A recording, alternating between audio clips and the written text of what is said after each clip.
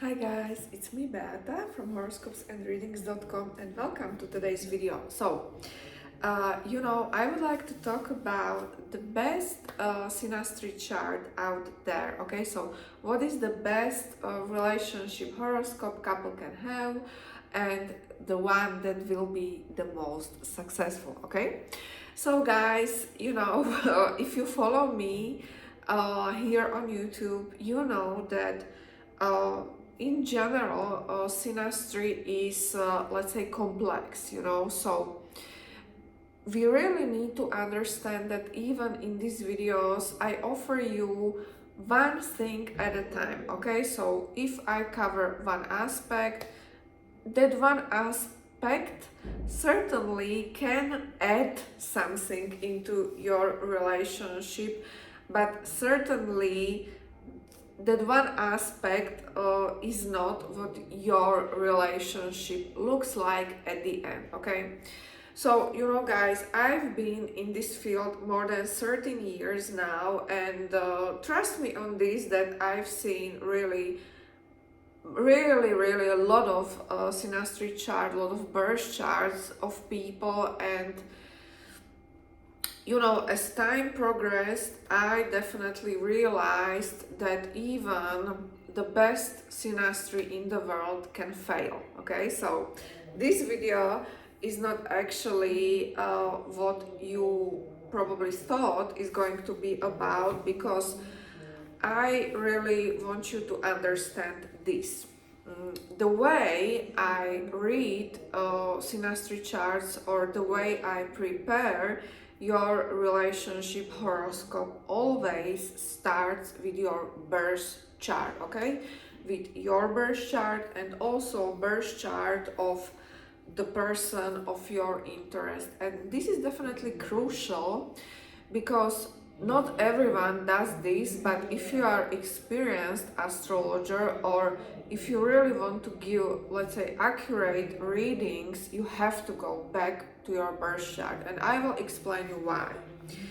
Because even if you have the best synastry in the world, meaning there is a lot of easiness between both of you, you have a lot of, let's say, conjunctions between personal planets, and a lot of good stuff like moon, Venus, etc. I don't want to go into the details, but even if you have like the best synastry in the world, this is not going to be enough if you have major problems and major difficulties in your birth chart. I will explain it.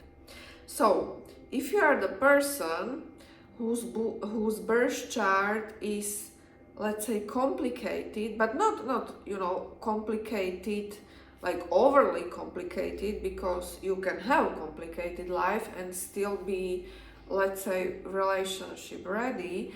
But if your birth chart is difficult when it comes to relationships, when it comes to even your emotions, or even when it comes to your level of maturity and the level of, or to the degree you are even capable to maintain long-term relationship, this is going to be difficult, right?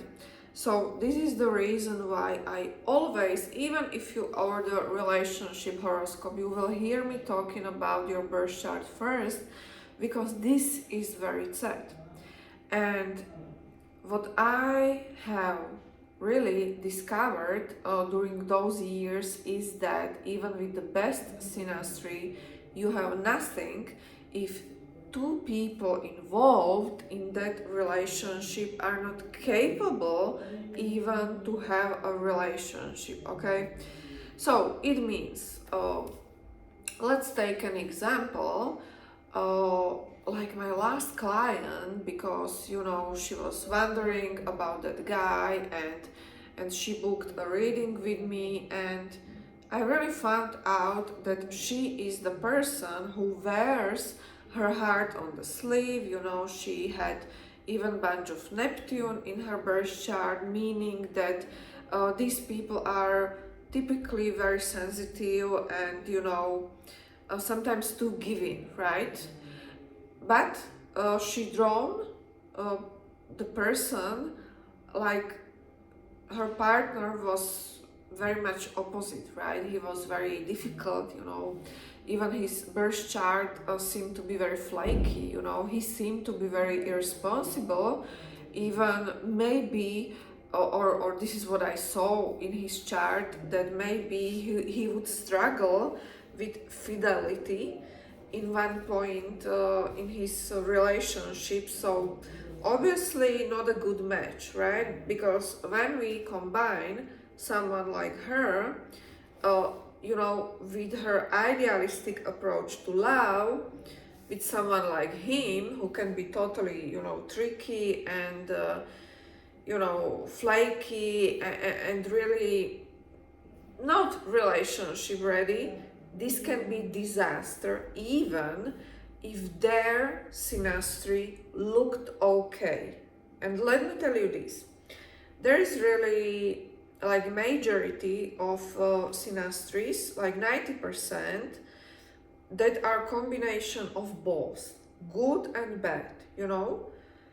I honestly, I'm not even sure, probably I saw something like only trines and conjunctions, but this is not the most important thing, you know. First, even if you're like astrologer who really wants to, you know, perfect your knowledge, you have to consider birth chart, you know.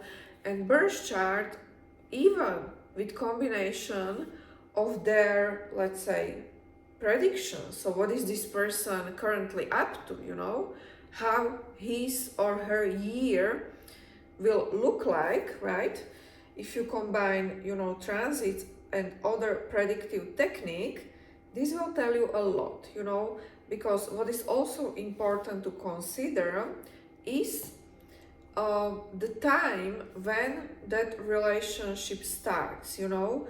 Because for instance, if you are undergoing through difficult transits, like I don't know, you're transiting Pluto will opposing your Venus, and you will fall in love, so I'm pretty sure that you will attract someone whose Pluto will be in difficult contact to your Venus. So this already sets the tone of your relationship, right? Quite combative, probably.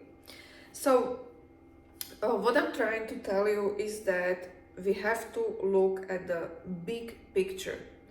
And I always approach my horoscopes that I make for you, but also my tarot readings like this, because